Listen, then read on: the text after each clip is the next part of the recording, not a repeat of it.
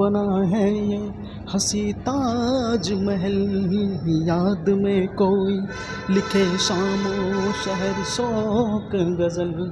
जय Hind observers, my self Satyavan Maurya. स्वागत है आप सभी ऑब्जर्वर्स का आपके अपने चैनल फर्राटा फिजिक्स में। आज हम लोग क्लास 11th का चैप्टर 1 यूनिट एंड मेजरमेंट का बहुत इंपॉर्टेंट टॉपिक डिस्कस करने चल रहे हैं। टॉपिक का नाम है एरर इन मेजरमेंट।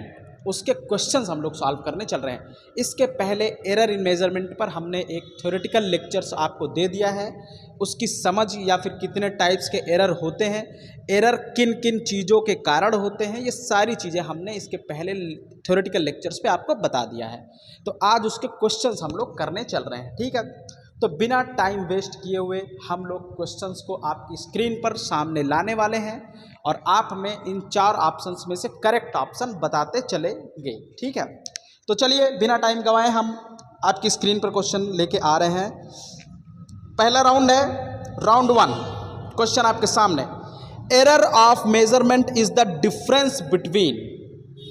एरर किन दो क्वांटिटीज के डिफरेंस के बीच निकाला जाता है। पहला ऑप्शन है true value and measured value, second option है precision and true value, third option है measured value and precision, fourth option है नन ऑफ द एबव। तो इसमें ऑप्शन नंबर फर्स्ट करेक्ट होगा, क्योंकि एरर ट्रू वैल्यू और measured value के बीच में निकाला जाता है। अगर जो डिफरेंस आता है उसी को हम लोग एरर बोलते हैं। तो ऑप्शन नंबर फर्स्ट को इस पर क्लिक करेंगे। सेकंड क्वेश्चन के लिए रेडी हो जाइए। आपकी स्क्रीन पर second question, the errors in the measurement which arise due to unpredictable fluctuations in temperature and voltage supply। First option है रैंडम एरर, सेकंड ऑप्शन है इंस्ट्रूमेंटल एरर, थर्ड ऑप्शन है personal error, fourth option है least count error. जब भी कभी भी temperature और voltage में फ्लक्चुएशन होता है तो वो फ्लक्चुएशन हमें पहले से नहीं मालूम होता, तो ऐसे एरर को हम लोग रैंडम एरर की कैटेगरी में रखेंगे। सो इसमें option number first will be correct. Next question आपकी स्क्रीन पर सामने, the mean length of an object is 5 centimeter, which of the following measurement is most accurate। First option है 4.9 सेंटीमीटर, सेकंड ऑप्शन है 4.805 centimetre, third option है 5.25 centimetre and fourth option है 5.4 centimetre. तो इसमें कौन सा वैल्यू 5 के करीब है? 5 सेंटीमीटर के सबसे नज़दीक वैल्यू कौन सी है? 4.9 सेंटीमीटर, और यही हमारा सबसे एक्यूरेट डेटा होगा। एक्यूरेसी का मतलब होता है कि ऐसी वैल्यू जो ट्रू वैल्यू के सबसे नज़दीक हो वो सबसे ज़्यादा एक्यूरेट माना जाता है।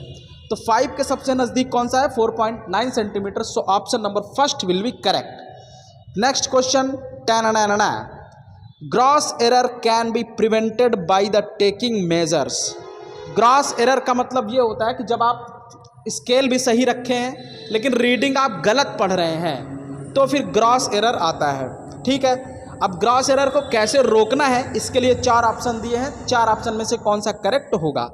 फर्स्ट है precautious reading and recording of data, taking multiple reading by different persons, third है none of the above, fourth है बोथ 1 and 2।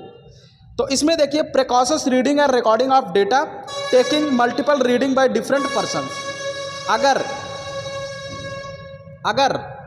अगर हम अपने रीडिंग लेते टाइम बहुत ही प्रिकॉशस रहे और डेटा को अच्छे से रिकॉर्ड करें तो फिर ग्रॉस एरर नहीं होगा। अगर ग्रॉस एरर आता है तो हम लोग उसको कई पर्सन को रिकॉर्ड करने के लिए देते हैं, अलग अलग पर्सन रिकॉर्ड करेंगे तो भी हमें पता चल जाएगा कि कौन गलती कर रहा है। तो जब पर्सन रीडिंग गलत पढ़ता है तो उसको ग्रॉस एरर बोलते हैं। इसलिए इसमें 1 and 2 दोनों यूज होंगे ग्रॉस एरर को रोकने के लिए, इसलिए फोर्थ ऑप्शन करेक्ट होगा।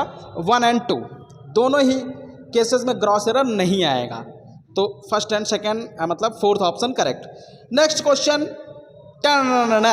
विच of the following is not a type of systematic error. तो मैंने आपको बताया था सिस्टमैटिक एरर 3 टाइप्स के होते हैं, instrumental error, imperfection in measurement and personal error. लेकिन इसमें पूछा जा रहा है कि कौन सा एरर सिस्टमैटिक नहीं है। तो इसमें जो सिस्टमैटिक एरर नहीं है वो है एनवायरमेंटल एरर, क्योंकि एनवायरमेंटल का जो चेंज है वो रैंडम चेंज होता है, अनप्रेडिक्टेबल चेंज होता है।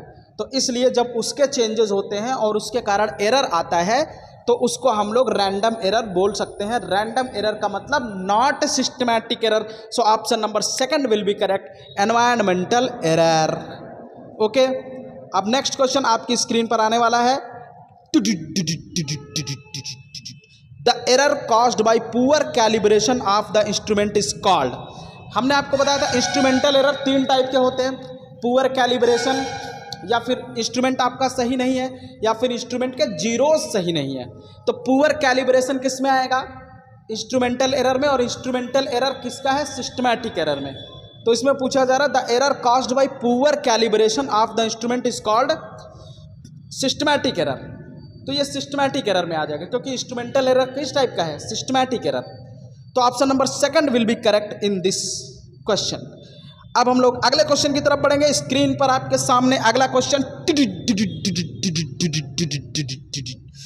The difference between the true value of the measured quantity to the value shown by the measuring instrument under varying condition.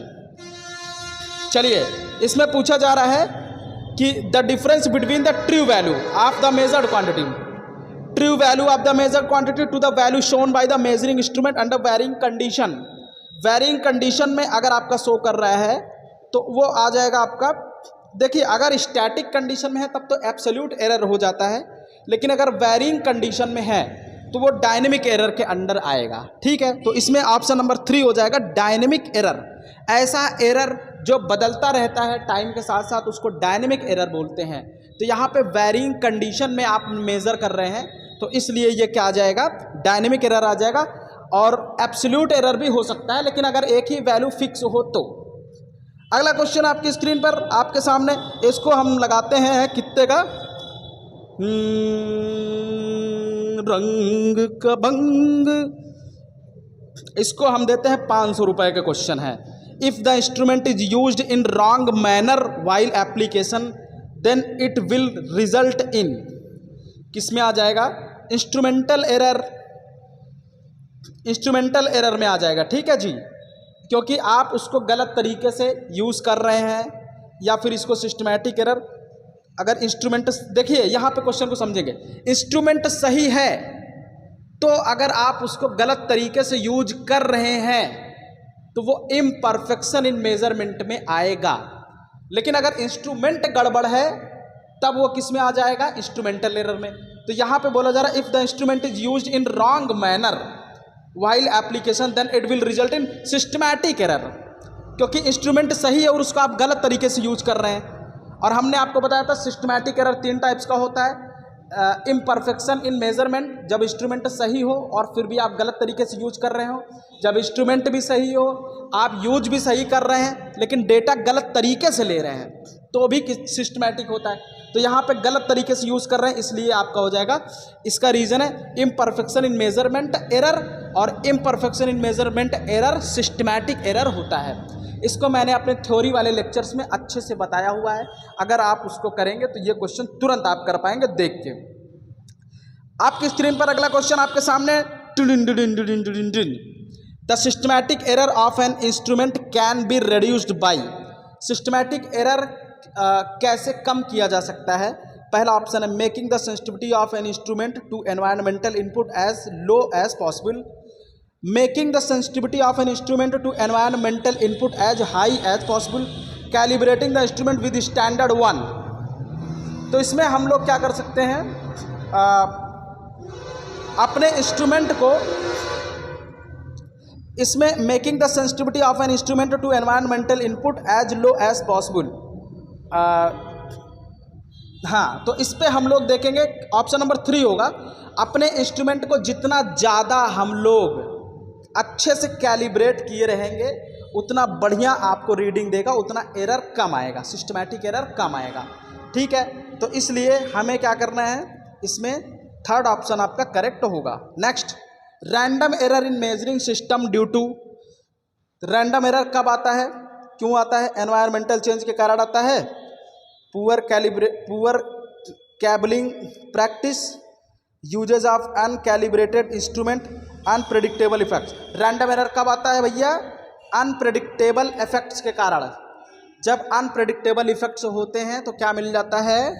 Random error. Next question, to compare an unknown with a standard through a calibrated system is called. Calibrated system is called direct comparison, इसको हम लोग क्या बोलेंगे, direct comparison बोल। जब किसी भी instrument को आप डायरेक्ट कंपेयर करके जो स्टैंडर्ड होता है उसके साथ कंपेयर करते हैं तो उसको हम लोग डायरेक्ट कंपैरिजन बोलते हैं। तो इसमें ऑप्शन नंबर फर्स्ट करेक्ट होगा। अगला question, which of the following parameters used in statistical analysis. Statistic आप क्लास 10th में पढ़े हैं ना, mean, mode, median, variance, standard deviation, है ना। तो इसमें देखिए मीन, मीडियन, वेरिएंस, तो इसमें सारा ऑप्शन होगा all of the above. Option number fourth will be correct. अगले क्वेश्चन की तरफ, how to reduce random error. Random error को कैसे कम करेंगे। पहला ऑप्शन है take a greater number of readings by different observers, do statistical analysis on the reading obtain in step first, perform both and 1 and 2 और none of the above. इसमें second option correct होगा। जितना हम statistical analysis करेंगे उतना ज़्यादा random error कम होता है। तो क्या हो जाएगा ऑप्शन नंबर सेकंड में, do statistical analysis on the reading obtain in step first. अगला question, which of the following may not be a cause of environmental error. कौन सा ऐसा है जो एनवायरमेंटल एरर के कारण नहीं प्रोड्यूस होता, ऐसा कौन सा एरर है। तो चेंज इन टेम्परेचर, ह्यूमिडिटी, ये तो भैया एनवायरमेंटल चेंज के कारण तुरंत हो जाएगा। दूसरा है अवेलेबिलिटी ऑफ डस्ट, डस्ट है ये भी तो एनवायरमेंटल के कारण आता है। इफेक्ट्स ऑफ एक्सटर्नल मैग्नेटिक और इलेक्ट्रोस्टैटिक्स फील्ड्स, ये भी तो एनवायरमेंटल के कारण आता है, लेकिन हमें बताना है कौन सा एनवायरमेंटल के कारण नहीं आता है। फोर्थ है इम्प्रॉपर यूज ऑफ इंस्ट्रूमेंट। तो ऐसा एरर जो एनवायरमेंटल के कारण नहीं आता है वो है fourth option, improper use of instrument. So इसमें फोर्थ ऑप्शन करेक्ट होगा। तो बस ये सारे थ्योरेटिकल क्वेश्चंस थे और ये आप तभी कर पाएंगे जब आप हमारा थ्योरेटिकल लेक्चर्स अटेंड करेंगे। इस टॉपिक के थ्योरेटिकल लेक्चर्स हमने डिस्क्रिप्शन में नीचे लिंक में दे दिया है। तो आपसे रिक्वेस्ट है कि आप प्लीज़ डिस्क्रिप्शन में लिंक में पहले थ्योरी देख लीजिएगा, तब ये लेक्चर्स आप देखिएगा तो आपको अच्छे से समझ में आएगा। और हमने सिग्निफिकेंट फिगर का थ्योरी और उसका न्यूमेरिकल दोनों बनाया हुआ है, तो आपसे रिक्वेस्ट है कि आप वो लेक्चर्स भी देखें। आप अगर हमारे लेक्चर्स देखते हैं तो ये गारंटी है, फुल टू गारंटी है कि एग्जाम में आपके क्वेश्चन नहीं छूटेंगे। इसको हमसे ऐसे लिखवा लो चाहे, मतलब ऐसा है कि आपका क्वेश्चन हो जाएगा, क्वेश्चन रुकेगा नहीं। ओके, क्योंकि हम सारे कॉन्सेप्ट से क्वेश्चंस को करते हैं। ठीक है, तो चलिए अब हमको इजाज़त दीजिए और मिलते हैं अब आपसे अगले लेक्चर्स में। अगले लेक्चर्स में हम क्या पढ़ेंगे जानते हैं, कैलकुलेशंस। जैसे परसेंटेज एरर आ गया, उसके बाद परसेंटेज एरर आ जाएगा, उसके बाद आ जाएगा एब्सोल्यूट एरर और उसके बाद रिलेटिव एरर। ठीक है, अब हम लोग इन सब एरर का मतलब अब कैलकुलेशन वाले टॉपिक की बात करने वाले हैं, एरर का ही लेक्चर लेके आने वाले हैं। तो आप तैयार रहिएगा। अब मिलते हैं अब आपसे अगले लेक्चर्स में। तब तक के लिए आप अपना ख्याल रखिएगा, अच्छे से पढ़ाई करते रहिएगा। क्वेश्चंस जहां भी आए आप उनको लेके रखिएगा। अगर नहीं आते हैं तो आप हमसे डायरेक्ट पूछिएगा, कमेंट में करिएगा या जो भी जैसे भी होगा आप हमसे डायरेक्ट क्वेश्चंस पूछ सकते हैं। ठीक है, तो मिलते हैं अब आपसे अगले लेक्चर्स में। जय Hind and thank you for join me, thank you for watching me, thank you for supporting me, thank you.